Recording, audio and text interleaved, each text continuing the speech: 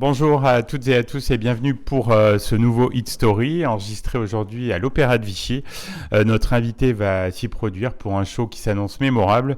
J'ai l'immense plaisir d'accueillir un musicien qui a su réinventer la trompette et qui a fait rayonner le jazz et la musique métissée à l'international. Bonjour Ibrahim Malouf. Bonjour.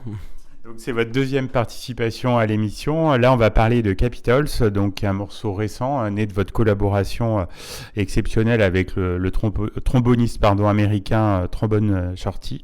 Et puis on élargira sur votre actu. Alors est-ce que vous pouvez nous raconter un petit peu la naissance de ce morceau ? Il y a tellement de choses à dire, je sais même pas par quoi commencer. En fait, tous les morceaux de Trumpets of Michel-Ange, qui est donc le titre de cet album, tous appartiennent à une histoire que je raconte, une sorte d'histoire d'amour où c'est comme une sorte de grande célébration de mariage. Et Capitals arrive à la toute fin de cette célébration. C'est dans ce morceau-là, souvent quand j'en parle, je dis que c'est un morceau où je dis que je suivrai mes enfants de capitale en capitale, je ferai le tour du monde avec eux, je les suivrai partout où ils voudront aller pour les aider, pour les pousser, pour les accompagner dans leur chemin de vie. Et donc c'est un peu comme l'aboutissement d'une certaine manière de cette grande célébration. Et la collaboration avec Trombone Shorty, c'était une évidence pour vous ? En tout cas, ce qui était une évidence, c'est de collaborer avec lui. Je ne savais pas trop forcément sur quel morceau j'avais envie qu'il joue. Mais après, c'était évident que c'était sur ce morceau aussi à un moment donné. Enfin, c'est devenu une évidence parce que j'avais envie que Capital, parce qu'il parle de cette célébration du voyage, de l'idée qu'à un moment donné, nos enfants ne nous appartiennent plus, comme disait Gibran, et l'idée que ils vont se marier avec d'autres cultures, avec d'autres mondes. Et comme cet album-là en particulier, il y a une énorme influence, même si elle ne s'entend pas, mais une énorme influence dans le concept, une énorme inspiration de la musique de la Nouvelle-Orléans, dans cette idée des fanfares, etc. Je trouvais bien que ce soit quelqu'un comme lui qui représente un peu la nouvelle école de la musique de la Nouvelle-Orléans, qui viennent marier son son avec le nôtre. Donc le dialogue entre la trompette et le trombone est assez saisissant. Comment vous avez trouvé cette complicité musicale ? Génial, parce que d'abord Trombone Shorty, c'est pas juste un trombone, c'est aussi un trompette Shorty, parce qu'il joue super bien de la trompette. Alors pas sur ce titre-là, mais donc il comprend la trompette. On s'est vu aussi dans un super festival qui s'appelle Jazz à Vienne, où on a partagé la scène, on a joué ensemble ce morceau-là. Et je m'en souviendrai longtemps, parce que voilà, il est arrivé avec le trombone et à un moment donné il est venu me voir et il m'a dit: alors mais tu veux pas que j'amène la trompette aussi? Je lui ai dit: mais quoi, mais t'es fou? Mais bien sûr. Et il allait chercher sa trompette et on a continué aussi avec la trompette. Donc c'est vraiment un vrai improvisateur, comme j'aime, quoi, une vraie rencontre. C'est pas tout préparé, écrit, machin. C'est genre vraiment on monte sur scène et on verra bien ce qui va se passer. Et les gens qui se mettent un peu en danger comme ça, moi j'aime bien. Oui, c'est sûr. Alors, comment le public a réagi à ce titre qui sonne à la fois accessible et puis virtuose ? En fait, dès le début, dès qu'on a commencé à faire écouter ce titre, avant même que l'album ne sorte, tout le monde me disait: mais Ibrahim, c'est dingue, c'est vraiment la fête ce morceau, etc. Il faut en faire quelque chose. Et du coup, quand on a sorti l'album, on a fait un grand concert à Paris dans une salle que j'adore qui s'appelle le Grand Rex, qui est aussi un cinéma d'ailleurs. Et c'est à peu près 4000 personnes, un peu moins de 4000 personnes.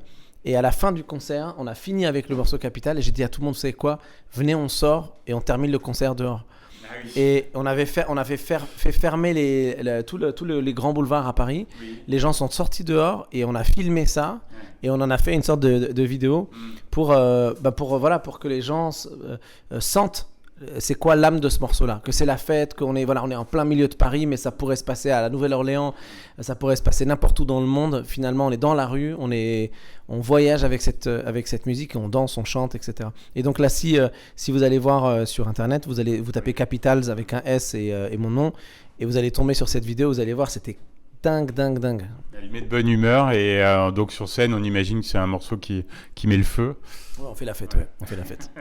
Et donc, comment vous le réinventez donc, sans sa présence ?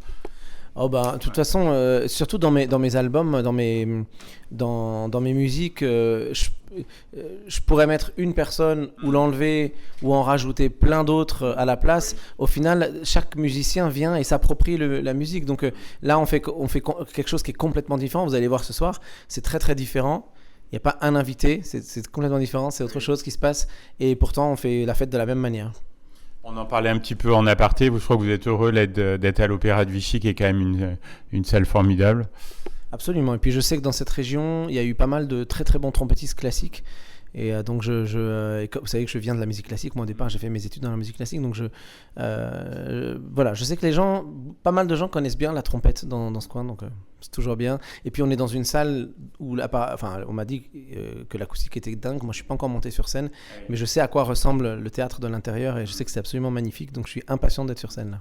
Ça va être top, on est impatient aussi. Alors, on le disait, vous faites beaucoup de scènes en ce moment et puis depuis pas mal d'années. Mais il y a une date importante qui arrive, qui se rapproche en 2027. Ah, alors ça vraiment, on peut dire ça comme ça. J'attends ce jour-là impatiemment. Je vais fêter mes 20 ans de tournée donc dans la plus grande salle de concert d'Europe, qui est le Paris La Défense Arena, qui se trouve à Nanterre, à côté de Paris.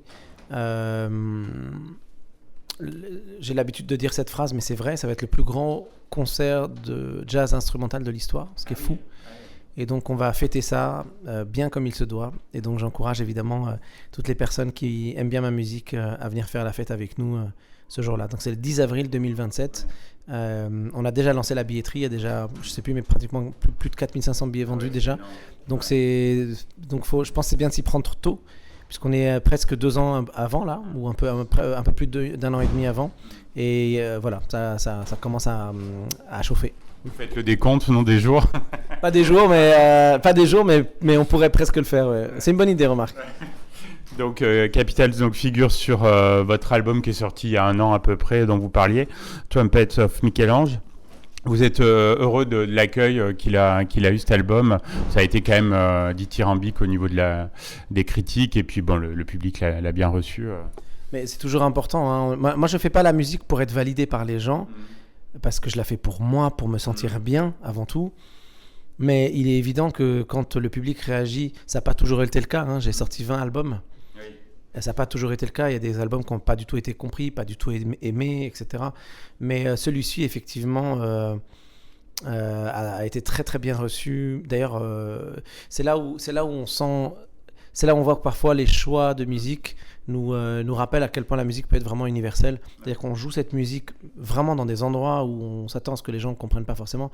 Je me souviens la dernière fois qu'on était au Japon, par exemple, on a joué à Tokyo, au Blue Note. Donc tout était vraiment à l'opposé, on va dire, de ce que la musique, on va dire, insuffle comme type d'énergie. C'est-à-dire un club hyper... calme, hyper zen, où les gens sont là à boire un verre de vin pendant qu'ils écoutent du jazz assez soft en général ou traditionnel. En plus, on est au Japon où les gens sont pas très exubérants dans leur manière de... Voilà. Et là, on arrive, je monte sur scène, je dis au public en japonais, vous savez quoi, je voudrais ce soir, on va se marier et je veux que tout le monde fasse la fête. Et là, ils se lèvent tous et on commence à sauter. On a des images des Japonais en train de sauter dans ce club. Et je me dis, c'est fou, quoi, la musique, à quel point elle est universelle. Et ça, ce sentiment-là, qu'en fait, finalement, on est compris, pas forcément aimé, mais compris, que ce soit par les professionnels, par les journalistes, mais aussi par le public, évidemment, c'est quand même assez incroyable comme sentiment. Voilà. Quels sont vos projets, là, à part la scène, d'ici la fin de l'année? Ouh là là. Il y en a plein. Sincèrement, je ne pourrais même pas vous dire, mais il y en a énormément. En fait, moi, je suis un dingue de musique et j'adore mon boulot, j'adore mon travail. Donc j'ai une émission sur TSF Jazz où je fais ce que vous êtes en train de faire maintenant. J'interviewe des gens tous les mois, ça s'appelle Improbox, c'est tous les 3e mercredis de chaque mois sur TSF Jazz. On est en train de préparer plusieurs tournées, dont une tournée autour de Kulthum, qui est un album que j'ai sorti il y a 10 ans et qu'on a réédité à l'occasion des 10 ans de l'album, mais aussi des 50 ans de la disparition Kulthum. Donc là, c'est vraiment beaucoup plus jazz new-yorkais, mais avec le thème de Alf Layla wa Layla, qui est les 1000 et une nuits, une des plus belles chansons de Kulthum. Donc pour ceux qui veulent, on prépare évidemment une très très grande tournée de Thomas, parce qu'on part vraiment, on fait un tour du monde. On est en train de préparer le volume 2 de Thomas. Et ça, c'est la première fois que j'en parle d'ailleurs. Merci pour le scoop. Voilà. Il y a tellement de trucs, je pourrais vous parler des heures. On prépare un album avec mon épouse, qui est chanteuse aussi, qui s'appelle Ibata Waji, et qui est une chanteuse très très connue dans le monde arabe. Qui a beaucoup de talent, qu'on avait vu dans The Voice, si je ne me trompe pas. Ouais, en plus elle avait fait The Voice il y a une dizaine d'années. Ouais. Et elle est très connue dans le monde arabe, mais on la connaît un peu moins ici. Et elle a fait un concert à l'Olympia il y a un peu plus d'1 an, qui a fait vraiment beaucoup de bruit. et qui est sorti d'ailleurs, qu'on a sorti aussi. Et là, voilà, on travaille ensemble sur un album en hommage à la chanson française, une sorte de reprise de plein de chansons françaises, mais dans un style jazz symphonique. Enfin voilà, je pourrais vous parler des heures de tout ce qu'on prépare. Mais... Parfait. Dernière question, Ibrahim Malouf, quel regard vous portez là sur votre parcours, sur ces presque 20 ans maintenant de scène? Vous êtes heureux? Alors d'abord, c'est compliqué d'être heureux en ce moment, je pense, quand on voit l'état du monde. Je pense que déjà, être joyeux, c'est déjà pas mal. D'ailleurs, c'est ce que je dis sur scène, d'ailleurs, où je demande aux gens d'être joyeux au moins. Mais non, moi j'ai beaucoup de mal à regarder en arrière. Ah oui. Je suis tout le temps dans les projets qui arrivent, j'ai toujours plein d'idées, mais je regarde difficilement en arrière. Et là, par exemple, j'ai vraiment, justement pour préparer ce concert du 10 avril 2027 à l'Arena de Nanterre, je suis obligé de faire une sorte de retour en arrière parce que c'est justement un concert où je vais reprendre tous les morceaux qui ont marqué vraiment l'esprit des gens, donc True Sorry, Beyrouth, Red and Black Light, etc. My Fine Wonderland, Una Rosa Blanca, etc. Donc ça, c'est les morceaux où les gens me disent mais si tu le joues pas, c'est une honte, faut vraiment jouer ce morceau. Et du coup, je suis obligé de regarder en arrière et c'est assez intimidant parce que 20 albums, un peu plus même de musique de film. Et voilà, et des créations, c'est difficile, je trouve, de regarder en arrière et c'est comme se voir vieillir un peu. C'est dur, hein, je trouve. Et donc du coup, voilà, c'est un exercice un peu difficile, mais je le fais. Là, je suis en train de le faire pour ce concert de l'Arena d'avril 2027. Mais en règle générale, je regarde presque jamais en arrière. Parfait, on vous souhaite beaucoup de bonheur, en tout cas dans les semaines, dans les mois à venir. C'était vraiment très agréable d'échanger à nouveau avec vous, Ibrahim Malouf. À bientôt. C'était un plaisir, merci à vous et à bientôt. Bon concert surtout ce soir.